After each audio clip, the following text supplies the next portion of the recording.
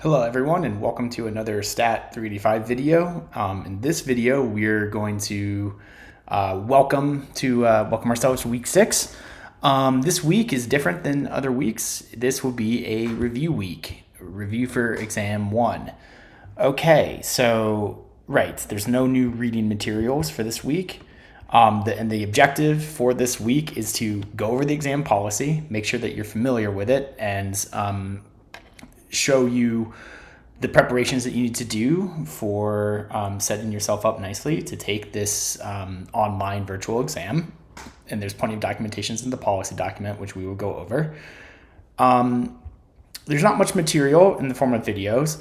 There is 2 videos outside this weekly Welcome to Week 6 video. So video here, writing and debugging code. This video is graciously provided to us by Professor David Dalpiez, who was in statistics, now in CS. He is a colleague of mine. A little bit of history about Stat 385. I co-developed it with Chris Kenson a while back. Then actually David Dalpiez's wife, when she was at the university, took it over. And then David took it over, and he did a lot of the prayer and stuff that we're using now. And then I have now taken it back over. And there's some other instructors to teach it as well. But long story short, David is a CS professor. I'm a stats professor, and he's got very strongly held opinions and beliefs about code style and writing and debugging and good procedures. Me and him talk about this kind of stuff all the time. He has this video. I like the video. I recommend the video. I'm going to post it here. I don't want to reinvent the wheel. So here it is. Thank you, Professor David Dalpiez. Okay, then this other video will be me going through a practice exam, which will be posted. You can see here in assignments, practice exam. So you can go take the practice exam and then first, and then watch me do it in the video and see how you kind of, compare yourself to how I do it. And that's it. Exam 1 is next week, and practice exam is available to you now. Okay, so before I go into the exam policy documents, there is still time to complete Lab 4 and Quiz 4 for full credit. And then the exam will cover material up until this point. Okay, with that being said, we can click here to go to exam policy. So please read all of this very carefully. You should read it at least twice, once now and once before the exam, maybe more times. I would recommend reading it as many times as you need. So, most of this class I think is pretty smooth sailing with Prairie Learn auto graders. The trade-off is that we have this virtual exam, and it can be a little bit tedious to set up. But if you read this document and understand its contents, then you will not have problems. I've taught this class online quite a few times now, and David Dalpiez has taught it online quite a few times, and really there's not too many people who have issues with these exams. We go semesters without any issues at all. So issues will come down to conflicts, which we'll discuss. But the instructions are here. Okay, so what do I do and where do I go when it's time to take the exam? So again, please read documentation. And this will tell you how to get ready for the exam. You will need a Zoom app on a secondary device, and then you will need to plan a testing space. So the idea is you have your computer where you're taking the exam, and then you have a secondary device like a tablet or a phone that is filming your testing station.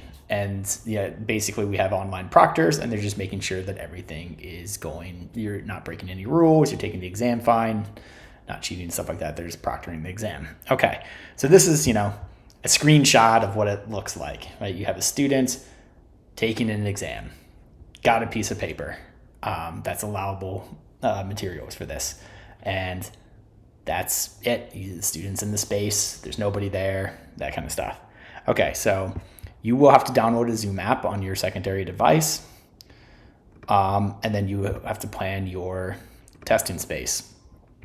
I'll have to post the exam, of course, on Prairie Test, which it's not there yet, but I will post it as soon as I can. Okay, so that's Prairie Test documentation.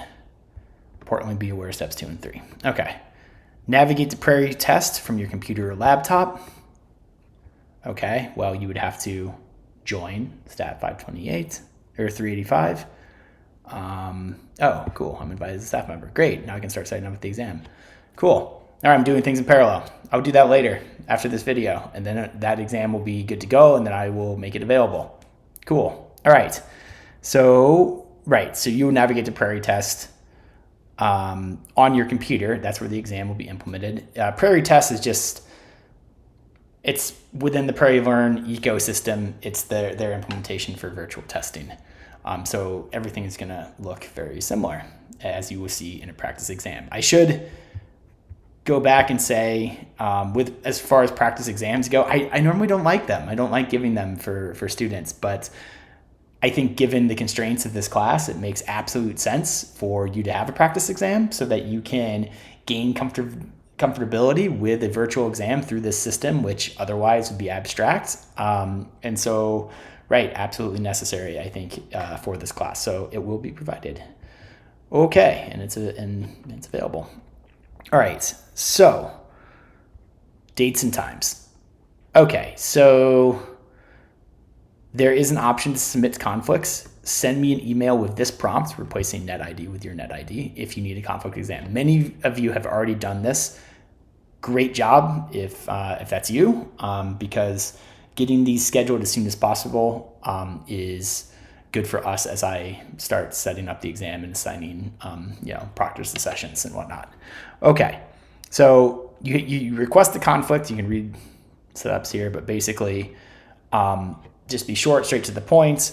Request the conflict. I know it says in the policy document you may request conflict B if you also have a conflict with conflict A, but I try to make them even. So just request a conflict. If you need A or B for a particular reason, you can specify, but otherwise you can request a conflict and I will assign you if that's okay. But if you need one, A or B, then tell me. So again, the exam is Thursday, October 9th, 7 to 9 p.m.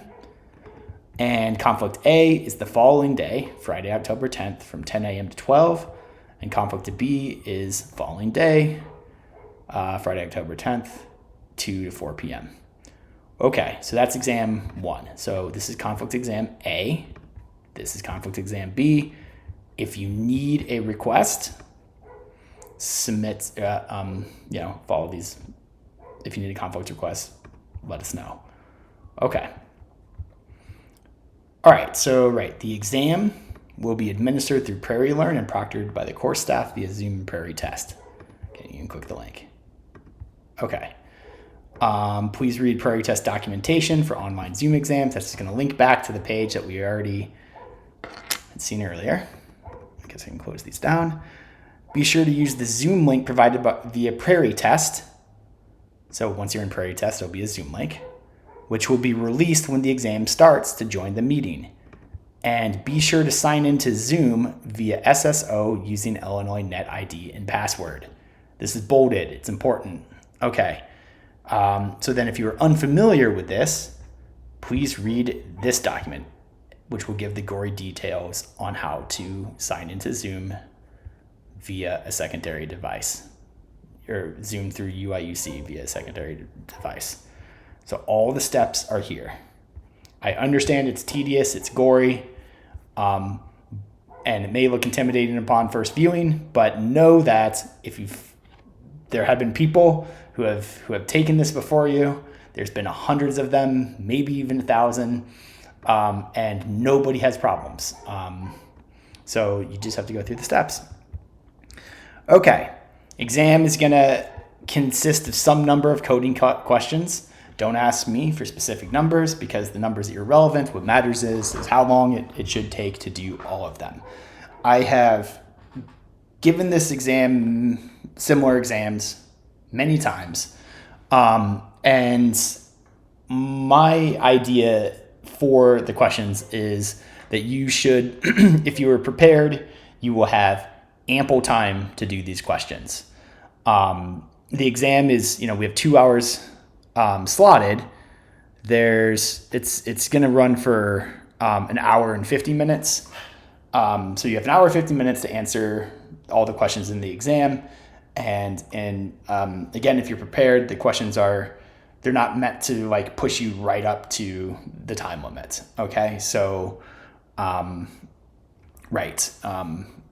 you should have ample time. So relax. Okay. Unlike quizzes, you will not have unlimited attempts at each question. And also, not like quizzes, you will only ever have one variant of a question.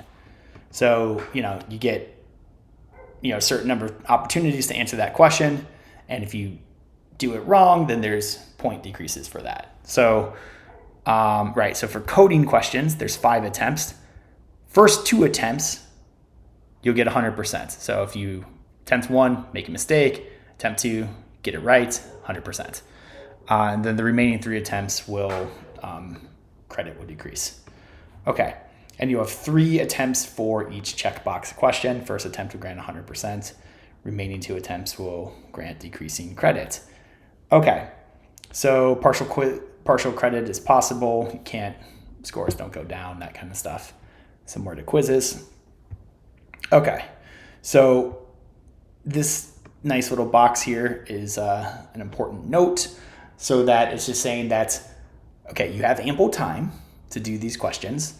So make sure that, you do them well and are confident in your answers. So because of the structure, the way that the points are going to decrease, it's imperative that you put your best answer forward as early as possible. So what you should do is that you should test your code in RStudio before submitting to Prairie Learn. I guess you've been warned. Okay. Rules. All right. So in short, do not cheat. Any violation will be punished as harshly as possible. The proctors are, if you have to comply with the setup that we have. And what I mean by setup is this. We'll go over specific rules. So you comply with that at the start. Proctors are good. They're not going to be overly burdened with many students. I have a lot of core staff. So there's a lot of you in the class. I don't know if you know, but there is a lot of you. I have a lot of core staff. And so proctors will be able to see what you're doing. You have to comply with the setup before they, before you get going. So, and then you have to follow, the rules after you've complied with that initial setup. So the rules are: do not use any form of electronic communication. You do have a secondary device, I understand. That's to film you, but don't use it for communication. Same with your computer. You do not have someone in the room with you. Now, there are cases where this is impossible. If it's so, let your exam proctor know at the beginning of the exam and refrain from talking to the other people.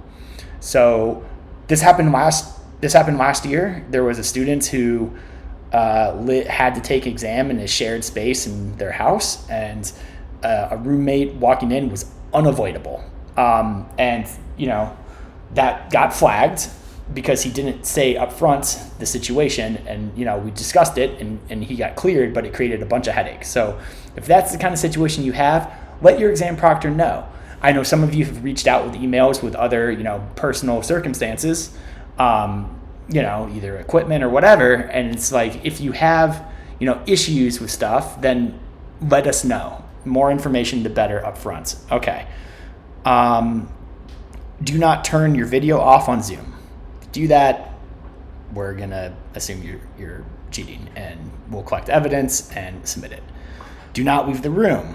Do not access prohibited sites or applications on your computer. We'll go into that a little bit more detail. Use your phone. Do not use your phone for anything other than testing purposes, and do not use a virtual background. We need to see the entire space. Here's some do's. Some of these are just tips. Come early. Come 15 minutes early before the start of the exam if you can. You will not see the Zoom link until the proctor makes it available, but come early and make sure you're set up. Okay, make sure your Zoom display name is correct. We need to know who you are. Have your paper, writing utensils, and other course-approved supplies with you. Again, ask the proctor any questions you have. just wave at your camera or use private chat. So if you have questions with implementation or specific concerns, talk to the proctor up front. It's fine to do so. Your CAs are nice people, so talk to them. If you enter the meeting after testing has started, use the private chat on Zoom so to not disturb others. So you can talk to the proctor and say, hey, I'm late, I'm getting set up. Please approve my testing space, and so we can do this. And then stop working when time is called. Okay. Right. Exam 1 will cover materials up to including materials in quiz 4 and lab 4. Okay. So materials required. Laptop or desktop computer, yes. High-speed internet connection, yes. And then a secondary device that is used for proctoring. Those are the materials you need. Here are some things that are allowed, aren't required, but are allowed. Secondary or external monitors if they can be visible by the proctor. Anything on the course website, or like materials like the book, notes, that kind of thing, lecture videos. Materials directly linked to from the course website is fine. Videos. R Studio locally installed on your computer or through RStudio Cloud. And R documentation accessed through R or RStudio. So help, the help function, question mark. I need to know what sort is. I need to know what the arguments are. Question mark sort. That's documentation. It's allowed. And blank scratch paper. Okay, cool. Make sure R and RStudio are set up. And then here's things that are banned. You can't have previous R scripts up that you have written. So clean slate. You can use documentation as the exam arises, but you can't use previous R scripts. Cannot use previous quizzes. Any handwritten or paper notes. So you can have paper and a pen or pencil with you, but you can't have pre-written notes. And you cannot use ChatGPT and other large language models. So these are the things that are banned. Okay, so again, we can see your computer, so don't use these things. Issues. So if you count on issues with R, yes, I know it's silly and seems silly to say, but this is true. If you simply restart R and RStudio, that tends to fix the problem a lot of the time. So if you have that kind of issue, I know some people have technology issues. You've emailed me. That's good. Tell the proctor about it so that everybody's aware. If you feel the correct answer is not accepted for a particular question, you must do both of the following. Submit an issue describing why your answer is correct using report an error in the question. Submit your code to obtain your answer using the attach text button on the right side of the screen. Do not attach a file. Use the attach text feature. You can see this here. Report error in the question. Attach text. Attach text. Okay. I will let you know the Prairie test auto grader has been undefeated, so you can report an issue, but people have done it, and it hasn't been wrong yet. Doesn't mean it can't be, but the track record is very good. Okay. All right, and if you need DRES accommodations, let me know. Several of you have, and that's great, and just let me know. They will be granted for exams. Okay, great. One thing that let's see here.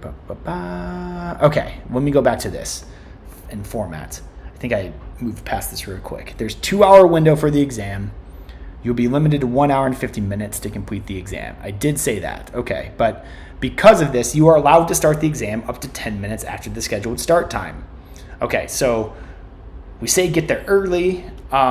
If you are there and the course staff hasn't let you in yet and the exam has started, do not worry, because you have hour 50 for the exam, and you have this sort of 10 minutes buffer. There's 2 hours allocated to the exam. Your exam will end after an hour 50. However, if you are more than 10 minutes late, you run the risk of having reduced time or being unable to take the exam at all. So we suggest arriving 15 minutes early. And there will be this awkward time where there needs to be a link that is posted by the course staff, and they need to post it. But there is some time for that to happen. Okay, and going back again to rules.